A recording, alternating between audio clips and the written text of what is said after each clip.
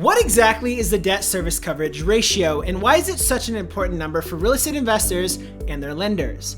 In order to understand the debt service coverage ratio, or DSCR for short, it's best to start by defining debt service in the first place. Simply put, debt service is the amount of money needed to cover the regular reoccurring loan payment, aka both the principal and the interest, for an outstanding loan. The term is often used by bankers, accountants, investors, and other financial professionals because it can be used to refer to all of a borrower's outstanding loan payments. For example, when a loan officer asks, "What's the monthly debt service on this loan?" they're referring to the total amount of monthly loan payment or payments a borrower is obligated to pay. This can be for one loan or it can be for several, depending on how many loans a borrower has.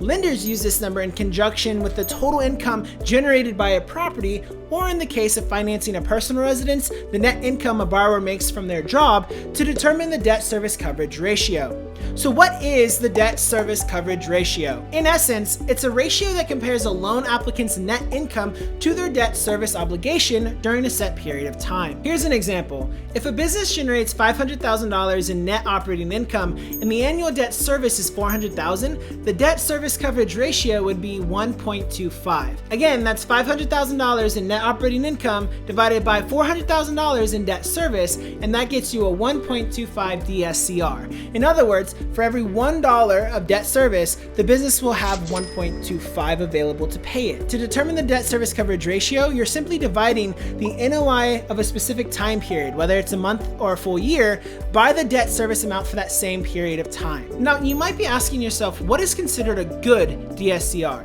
A debt service coverage ratio of 1.0 is the break-even point. So if the analysis shows that a business or investment opportunity is coming in below 1.0, meaning 0.99 or lower, they are officially operating at a loss and wouldn't be able to afford the loan payments. So anything above 1.0 shows positive cash flow. However, a lender is typically going to want some kind of cushion in place just in case a business or individual has a sudden drop in income. Now, the exact amount of cushion depends on the type of business, the risk appetite of the lender, the condition of the market, and a whole lot of other factors. So there isn't one correct amount that applies to all borrowers. But generally speaking, most asset-based lenders will want to see a DSCR of 1.2 or higher. A business or investment opportunity with a DSCR of 1.5 or higher is normally perceived as really good and may have a case for obtaining better rates on their loan depending on what the lender is willing to offer. Now, be aware that DSCR requirements aren't set in stone.